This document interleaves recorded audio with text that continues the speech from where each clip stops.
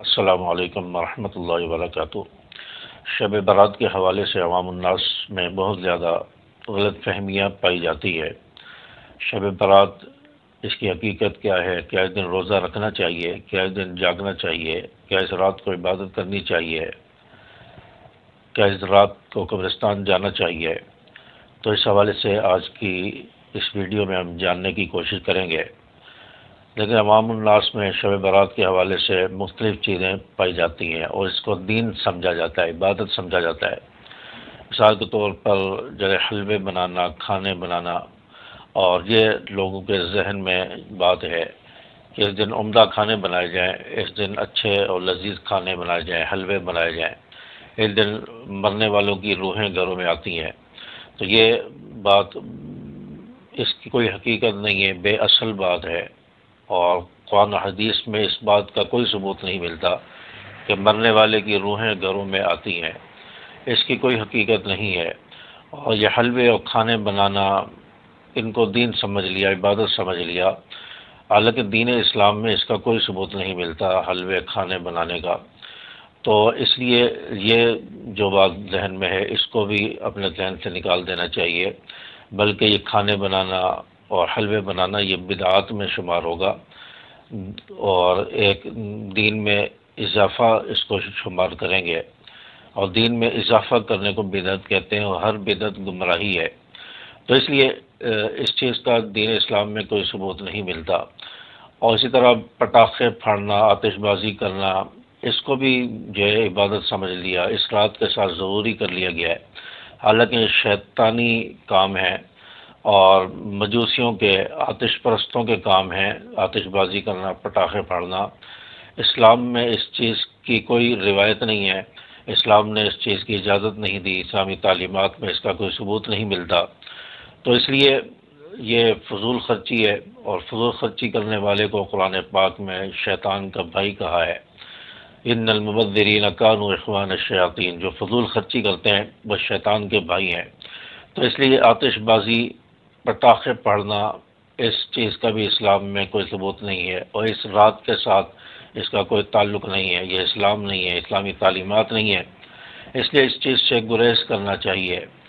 اور اسی طرح تیسری چیز، قبرستان جانا۔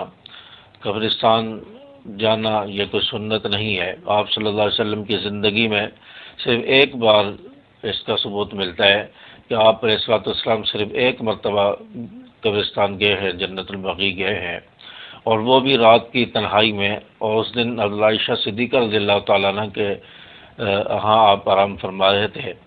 تو آپ رات کو آنکھ کھلی آپ کی، اور آپ رات کی تنہائی میں جنت البقیع تشریف لے گئے، تو حضرت عائشہ صدیقہ رضی اللہ تعالیٰ عنہ کو بھی نہیں بتایا۔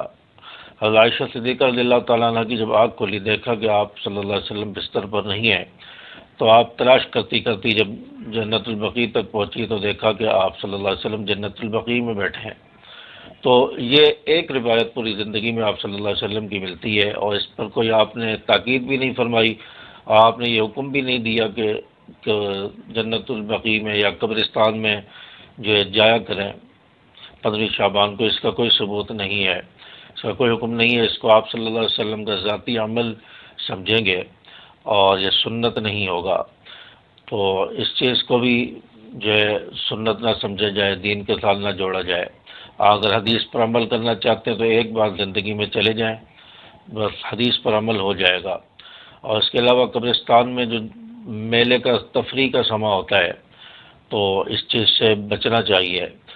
اور قبرستان میں جا کر ہنسنا، وہاں پر ایسے کام کرنا جو خلاف ادب ہوں، تو خطرہ ہے کہ کہیں خاتمہ کفر پر نہ ہو جائے، اس چیز کا خطرہ ہے۔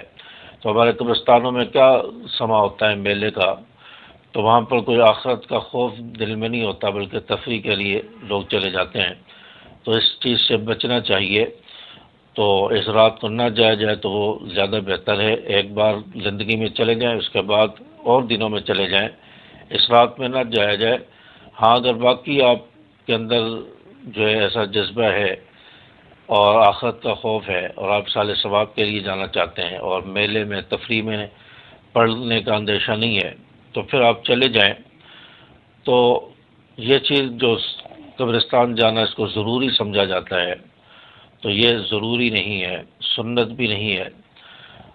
اور چوتھی چیز، رات کو جاگنا، اس رات کو جاگنا یا مخصوص عبادات کا اہتمام کرنا، تو جاگنا بھی کوئی ضروری نہیں ہے۔ آپ صلی اللہ علیہ وسلم، میں نے پہلے بتایا کہ آپ صلی اللہ علیہ وسلم آرام فرما رہے تھے، اور رات کو آپ آخری حصے میں اٹھ کر قبرستان تشریف لے گئے، تو اگر جاگنا ضروری ہوتا تو آپ صلی اللہ علیہ وسلم آرام نہ فرماتے، آپ صلی اللہ علیہ وسلم پوری رات جاگ کر گزارتے۔ تو جاگنا یہ ضروری نہیں ہے، اور کوئی خاص عبادات بھی، مخصوص عبادات بھی اس رات کی نہیں ہے۔ فضیلت احادیث میں ملتی ہے، لیکن ان احادیث کو بھی ضعیف کہا گیا ہے، فضیلت کے اعتبار سے تو درست ہیں۔ تو اگر آپ عبادت کرنا چاہتے ہیں تو اس رات میں کچھ زیادہ عبادت کر لیں، زیادہ نوافل کا اہتمام کر لیں، روٹین سے ہٹ کر کچھ عبادت کر لیں، دعاؤں کا اہتمام کر لیں، ذکر کا اہتمام کر لیں، قرآن پاک کی تلاوت کر لیں، اس کے بعد آپ جا کر سو جائیں، تو آپ کو عبادت کا ثواب مل جائے گا، اس رات کی فضیلت حاصل ہو جائے گی۔ اور دوسری چیز، عشاء کی نماز جماعت کے ساتھ پڑھ لیں، اور فجر کی نماز جماعت کے ساتھ پڑھ لیں، آپ کو پوری رات کی عبادت کا ثواب ملے گا۔ اور ایسا جاگنا جس میں آپ خرافات میں پڑ جائیں، رسومات میں پڑ جائیں، آتش بازی پٹاخوں میں پڑ جائیں، تفریح میں پڑ جائیں، اس جاگنے سے بہتر ہے کہ آپ عشاء کی نماز جماعت سے پڑھ کر سو جائیں، اور جلدی اٹھ کر فجر کی نماز بھی جماعت سے پڑھیں، آپ کو پوری رات کی عبادت کا ثواب مل جائے گا۔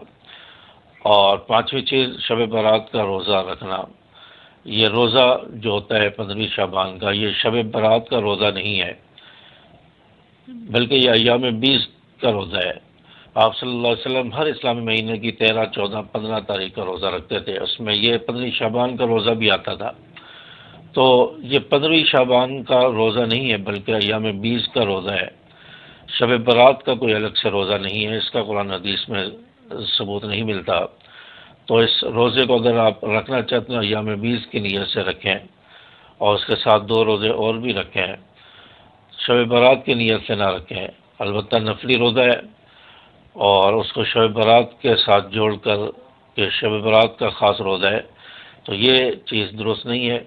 اس کو نفل روزہ سمجھ کر رکھ لیا جائے، یا ایام 20 کی نیت سے رکھا جائے، تو اس طرح آپ روزہ رکھیں گے۔ اور چھٹی چیز، اجتماعی عبادات، جو اجتماعی عبادات ہوتی ہیں، اجتماعی نوافل پڑھے جاتے ہیں، صلاۃ تسبیح کی جماعت ہوتی ہے، تو اس کا بھی قرآن حدیث سے، اسلامی تعلیمات سے کوئی ثبوت نہیں ہے، اور نفل نماز کی جو ہے جماعت جائز نہیں ہے۔ تو اس لیے ان چیزوں سے بچنا چاہیے۔ جس چیز کا قرآن حدیث میں جو ہے ذکر نہیں ہے، تعلیمات، قرآن و حدیث کی تعلیمات میں جن چیزوں کا ذکر نہیں ہے، ہم اس پر کیوں عمل کر رہے ہیں؟ اور اس رات کے حوالے سے فضیلتیں ملتی ہیں، میں نے بتایا کہ حدیث کافی ساری ایسی ہیں جو ضعیف ہیں، لیکن فضیلت کے اعتبار سے اس کو لے لیں گے کہ اس رات میں ثواب بہت زیادہ ملتا ہے، اس رات میں روزی کتنی ملے گی یہ لکھا جاتا ہے، عمر کتنی ہوگی یہ لکھا جاتا ہے، اور اسی طرح اس رات میں بہت زیادہ جو ثواب حاصل ہوتا ہے، قبیلہ بنو کلب کی بکریوں کے برابر، بالوں کے برابر نیکیاں اس انسان کو ملتی ہیں۔ تو یہ ساری روایتیں ملتی ہیں۔ تو بہرحال روٹین سے ہٹ کر کچھ عبادت کر لینی چاہیے، دعاؤں کا اہتمام کر لیں، تہجد پڑھ لیں، اور اسی طرح اس رات جو ہے تلاوت کا اہتمام کر لیں، تو اس کے بعد آپ آرام کریں، اور بلا وجہ کی خرافات میں پڑھ کر اپنے آپ کو بچائیں، اور اس سے بچنے کی کوشش کریں۔ امید ہے کہ بات آپ کو سمجھ آئی ہوگی۔ اللہ تعالیٰ میں سمجھ عمل کی توفیق عطا فرمائے۔ السلام علیکم ورحمۃ اللہ۔